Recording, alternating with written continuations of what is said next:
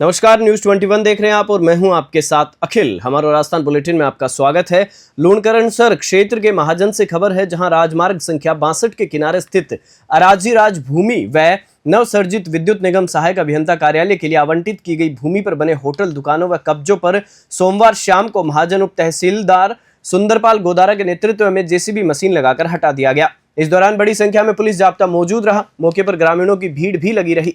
हालांकि अधिकांश लोगों ने खुद ही सामान आदि बाहर निकाल लिया था। गौरतलब है कि राज्य बजट में क्षेत्रीय विधायक व कैबिनेट मंत्री सुमित गोदारा की अनुशंसा से महाजन ग्रामीणों का आरोप था कि उपखंड अधिकारी ने जो भूमि आवंटन किया था उसके मुताबिक गौशाला के खेत का रास्ता सुरक्षित छोड़ दिया गया था। बाद में महाजन उप तहसील कार्यालय के अधिकारियों व पटवारियों ने गड़बड़ी करते हुए नक्शे में फेरबदल कर मूल खसरे के 2 टुकड़े करते हुए चंद लोगों को लाभ देते हुए गौशाला के खेत का रास्ता बंद कर दिया। मामले को लेकर कैबिनेट मंत्री सुमित गोदारा को भी लोगों ने अवगत करवाते हुए बिना भेदभाव सभी निर्माण व कब्जे हटाने की गुहार लगाई थी। वहीं जिला कलेक्टर नम्रता वर्षणी व उपखंड अधिकारी दयानंद रुयल ने आदेश पर उप तहसीलदार ने 28 नवंबर को नोटिस जारी कर 2 दिसंबर तक भूमि खाली करने व अपना पक्ष रखने के निर्देश दिए थे। लूणकरणसर से लोकेश बोहरा की खास रिपोर्ट। राजस्थान में इस बार ठंड कम पड़ेगी। दिसंबर से फरवरी तक औसत से कम सर्दी रहने वाली है। कोल्ड डे भी कम रहने वाला है। मौसम विज्ञान केंद्र नई दिल्ली से जारी फोरकास्ट में इस सीजन दिन और रात में तापमान औसत से ऊपर ही बने रहने की संभावना जताई गई है। यह स्थिति पूरे देश में रहने वाली है। मौसम विशेषज्ञों के मुताबिक इसकी वजह सीजन में वेस्टर्न डिस्टर्बेंस भी कमजोर रहना मान रहे हैं। नवंबर में 4 से ज्यादा वेस्टर्न डिस्टर्बेंस आए, लेकिन वे कमजोर और ऊंचाई वाले पहाड़ों पर ज्यादा प्रभावी रहे। ऐसे में उत्तरी हवाएं कमजोर हैं। राजस्थान के ऊपर एंटी साइक्लोन बनने से भी उत्तरी हवाओं का प्रभाव कम है। यही कारण है कि दिन का तापमान औसत से ऊपर दर्ज हो रहा है। रात का तापमान भी औसत से कम है। मौसम विभाग जयपुर के अनुसार राज्य में मौसम ड्राई रहा। बीते 24 घंटों में सबसे ज्यादा तापमान बाड़मेर का 30.7 डिग्री और सबसे कम 9 डिग्री सीकर में दर्ज किया गया। जयपुर शहर में सुबह 10:30 बजे न्यूनतम तापमान 19 डिग्री सेल्सियस दर्ज किया गया। मौसम साफ है। सुबह चमकीली धूप खिली। ठंड का असर कम है। जयपुर से ब्यूरो रिपोर्ट। मेड़ता के सरकारी कॉलेज में आज कांग्रेस ने प्रदर्शन किया और पदाधिकारी ने प्राचार्य के कमरे में नीचे बैठकर धरना शुरू कर दिया। दरअसल कांग्रेस सरकार में कॉलेज परिसर में बनकर तैयार हुए इंडोर स्टेडियम के ताले खुलवाने की मांग को लेकर कांग्रेस प्रदर्शन कर रही है। युवा कांग्रेस अध्यक्ष सुरेंद्र बापेडिया के नेतृत्व में मेड़ता शहर के कांग्रेस पदाधिकारी शहर के राजकीय पीजी कॉलेज पहुंचे। यहां बापेडिया के साथ नगर कांग्रेस अध्यक्ष जाकिर खान सांखला, पीसीसी सदस्य लालाराम नायक, पार्षद अमजद केके, मोहम्मद अली गोरी, जिशान कुरैशी, सुरेंद्र सोनू साकिर सहित अन्य कांग्रेस पदाधिकारियों ने कॉलेज प्राचार्य डॉक्टर बलवीर सेन से कॉलेज परिसर में ही बना इंडोर स्टेडियम खुलवाने की मांग की है। मेड़ता सिटी से सुशील दिवाकर की रिपोर्ट। हमने आगे कई बार प्रिंसिपल साहब को ज्ञापन भी दे चुके हैं बार बार हम रूबरू मिल के भी अवगत करा चुके हैं। पूरी प्रिंसिपल साहब के बारे में, इनके बारे में पूरी जानकारी भी है। पीडब्ल्यूडी विभाग को भी जानकारी है। केवल ये आपसी दोनों डिपार्टमेंटों की खींचतान का नुकसान आम गरीब किसान मजदूर का बच्चा को भुगतनी पड़ रही है। इनका नुकसान विद्यार्थियों को उठाने पड़ रहे हैं। जो प्रैक्टिस कर रहे हैं वो कहीं तो बाहर जा रहे हैं, नहीं खेल की प्रतिभाएं वो आगे आ रही है। इनका नुकसान, हर छात्र परेशान है इस समस्या से। वैसे तो डॉक्टर को भगवान के बाद जीवन रक्षक का अहम दर्जा दिया जाता है, लेकिन कई बार चिकित्सकों व मेडिकल स्टाफ की लापरवाही इंसानियत को सोचने पर मजबूर कर देती है। डूंगरपुर जिले के पीठ सरकारी अस्पताल में डॉक्टर व नर्सिंग स्टाफ की लापरवाही से एक महिला की अस्पताल के पोर्च में खुले में डिलीवरी की गई। मामले में स्थानीय लोगों ने अस्पताल प्रशासन के खिलाफ धरना देकर प्रदर्शन किया व कार्रवाई की मांग की है। इधर डूंगरपुर सीएमएचओ ने मौके पर पहुंचकर धरना दे रहे लोगों से समझाइश की। वहीं पीठ के डॉक्टर को एपीओ कर दिया है। मामले के अनुसार नवागरा बचड़िया गांव की रहने वाली सूरा पत्नी महेश डामोर को प्रसव पीड़ा होने पर पीठ अस्पताल लेकर पहुंचे थे। अस्पताल परिसर में 2 नर्सिंग स्टाफ मौजूद थे। उन्होंने डिलीवरी केस देखते ही सिमलवाड़ा अस्पताल ले जाने की नसीहत दे दी, लेकिन नर्सिंग कर्मियों ने लेबर पेन से पीड़ित महिला को देखा तक नहीं। वहीं दर्द से पीड़ित महिला अस्पताल के पोर्च में ही जमीन पर लेट गई। परिजन उसकी सूद लेते रहे और पोर्च में ही डिलीवरी हो गई। बावजूद स्वास्थ्य कर्मी देखते रहे और खून से लथपथ महिला तड़पती रही। वहीं डिलीवरी होने के बाद बच्चे की नाल को भी परिजनों ने ही काटा। वहीं करीब आधे घंटे बाद महिला व शिशु को भर्ती किया गया था। इधर घटना के विरोध में स्थानीय लोगों ने अस्पताल प्रशासन के खिलाफ धरना देकर प्रदर्शन किया। पीठ अस्पताल के डॉक्टर व स्टाफ के खिलाफ कार्रवाई की मांग की है। घटना के बाद डूंगरपुर सीएमएचओ डॉक्टर अलंकार गुप्ता भी पीठ पहुंचे और ग्रामीणों से समझाइश की। वहीं सीएमएचओ डॉक्टर अलंकार गुप्ता ने पीठ अस्पताल के डॉक्टर जयसिंह चौधरी को एपीओ कर दिया। वहीं मामले की जांच के लिए टीम बनाई गई है। मामले में पीएचसी में तैनात दूसरे डॉक्टर रोहित लबाना ने खंडन करते हुए बताया कि अस्पताल का समय 9 बजे से है। उससे पूर्व पीड़िता को लेकर परिजन आने की जानकारी नहीं है और ना ही किसी स्टाफ को जानकारी दी। पीएचसी भवन जर्जर होने से स्टाफ क्वार्टर में पीएचसी संचालित हो रही है और जहां पीड़िता की डिलीवरी कराई वो जगह जर्जर भवन के पास बताई गई है। ऐसे में कोई जानकारी नहीं है। डूंगरपुर से सादिक अली की रिपोर्ट।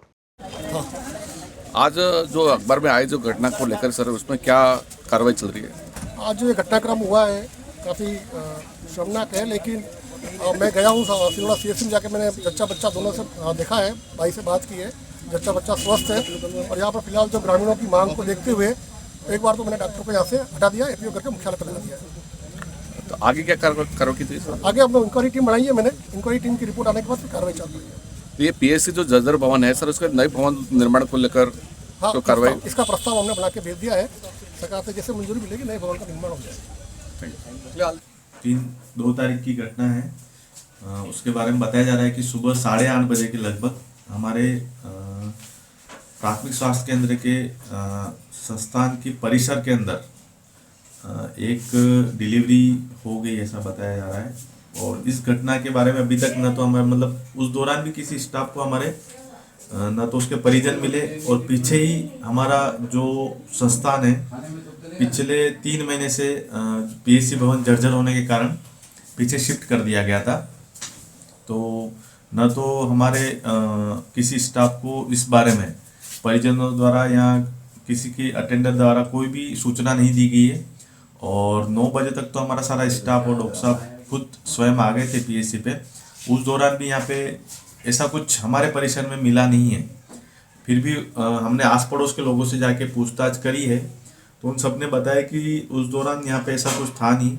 तो अब आगे हमारा यही रहेगा कि हम जहाँ ये बछड़िया की डिलीवरी बताई जा रही है तो वहाँ की संबंधित एएनएम और वहाँ जाके हम पूरा पता करेंगे कि ऐसा कुछ हुआ है या फिर स्टाफ था तो कौन था, पूरा पता करके उसके खिलाफ कार्रवाई करेंगे। धन्यवाद। कल हमारे क्या है पीठ सीएचसी पे बहुत दयनीय घटना हुई कि जैसा महेश डामोर जो बछड़िया की जो हमारी बहन थी वो डिलीवरी के लिए यहाँ आई थी। वो डिलीवरी के लिए आई थी और यहाँ कोई डॉक्टर था नहीं मौके पर। और फिर इनके साथ जो 2 महिला और थी, इन्होंने बाहर डिलीवरी करवाई और नाड़ा बाहर काटा। तो आज हमने यहाँ पूरे समस्त कार्यकर्ता ने, पीठ के भाइयों ने यहाँ जो पीठ पीएचसी थी वहाँ धरना दिया और मौके पर तुरंत सीएमओ साहब आए और जो यहाँ कल जो डॉक्टर था ऑन ड्यूटी पर उसको एपीओ करवाया। और जो यहाँ कल जो घटना हुई इसकी जांच कमेटी बनाई हुई है। अगर हमारी ये घटना की जो घटना हुई है उसकी अगर जांच सही नहीं होती है तो हम 5 दिन बाद वापस धरना देंगे। और यहाँ जो चिकित्सा विभाग से आपके मीडिया के मार्फत से कहना चाह रहा हूँ कि 84 में जो चिकित्सा में पीएचसी सीएचसी है वहाँ जो डॉक्टर गवर्नमेंट लगे हुए हैं, इन्होंने यहाँ प्राइवेट हॉस्पिटल खोल रखे और वो जो गवर्नमेंट में जो सुविधा देनी चाहिए वो न देकर इनकी प्राइवेट जो हॉस्पिटल खोल रखे हैं वहाँ वो सुविधाएं दे रहे हैं। तो हम का विरोध कर रहे हैं और अगर यहाँ सुधार नहीं हुआ तो 5 दिन बाद यहाँ सीएचसी में धरना देंगे। और सीएमओ साहब ने तुरंत अभी ऑर्डर निकाला, इसके लिए भी हम धन्यवाद देना चाह रहे हैं। ठीक है, धन्यवाद। प्रतापगढ़ में जनजाति विकास विभाग की ओर से संचालित बालक छात्रावास में घटिया भोजन मिलने की शिकायत लेकर आज विद्यार्थी मिनी सचिवालय पहुंचे। यहां पर कार्रवाई की मांग को लेकर कलेक्टर के नाम उपखंड अधिकारी को ज्ञापन सौंपा गया। ज्ञापन में विद्यार्थियों ने छात्रावास अधीक्षक पर धमकाने का भी आरोप लगाया। ज्ञापन में भोजन की गुणवत्ता सुधारने की मांग भी की गई।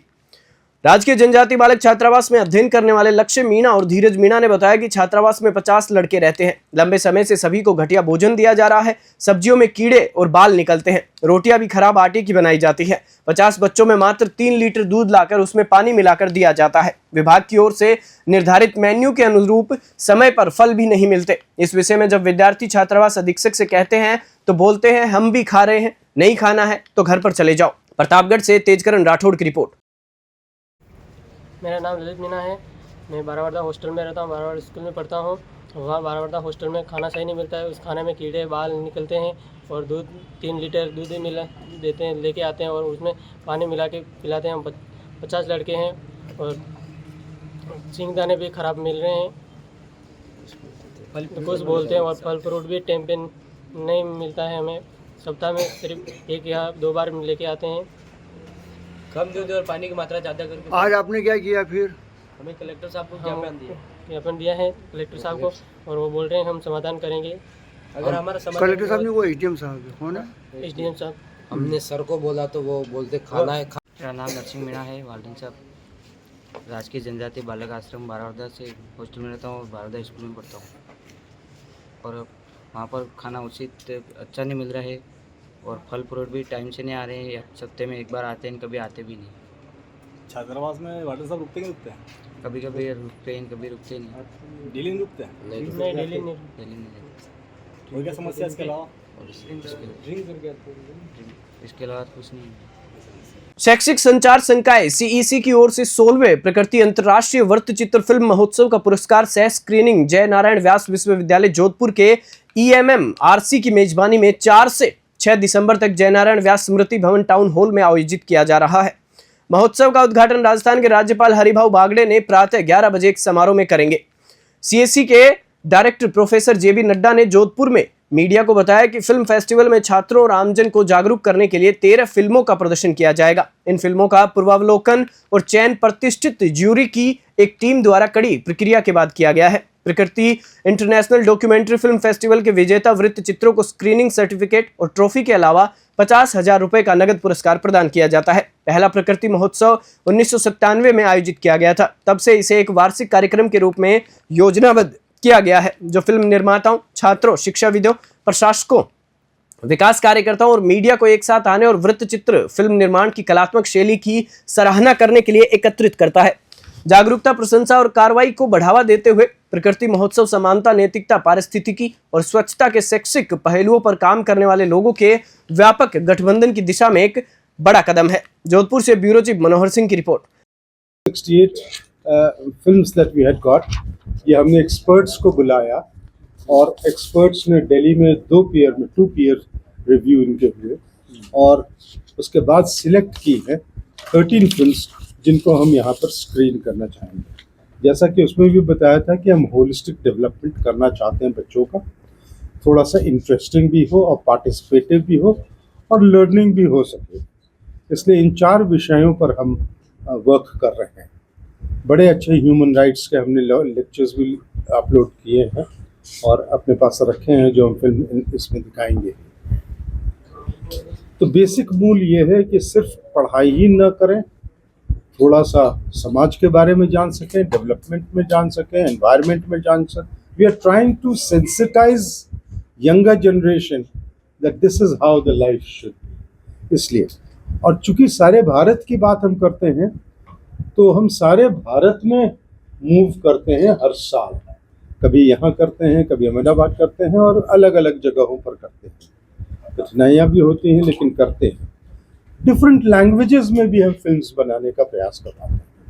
बंगाली में है, अगर बंगाल का बता रहा है तो बंगाली में फिल्म हो सकती है, लेकिन सबटाइटलिंग करके हम उसको रन करते हैं।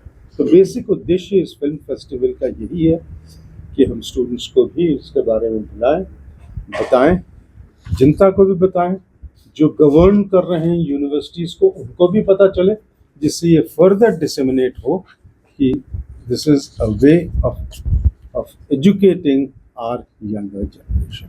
आप कुछ बोलना चाहते हैं? बोलिए सर। जी, उसको लेकर क्या तैयारी चल रही है, आप लोग कैसे लीड कर रहे हैं? सरकार ने तय करना लीड कौन करेगा, लेकिन ये ज़रूर है कि हम लोग कोर्सेज डेवलप कर रहे हैं।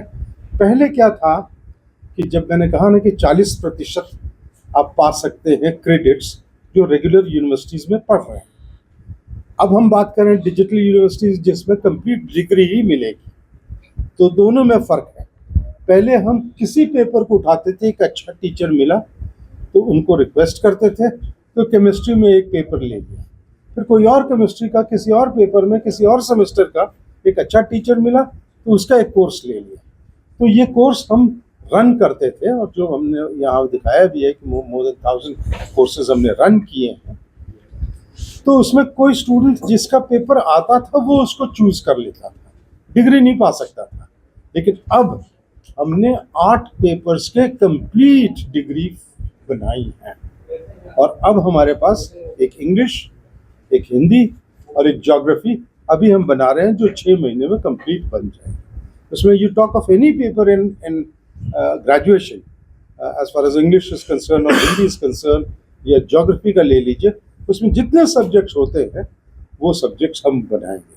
तो ये जब फुल कोर्सेज बन जाएंगे तब हम डिग्री ऑफर कर सकते। तो ये कंट्रीब्यूशन हमारा उस नेशनल यूनिवर्सिटी में। बुलेटिन में फिलहाल इतना ही। आप देखते रहिए News 21।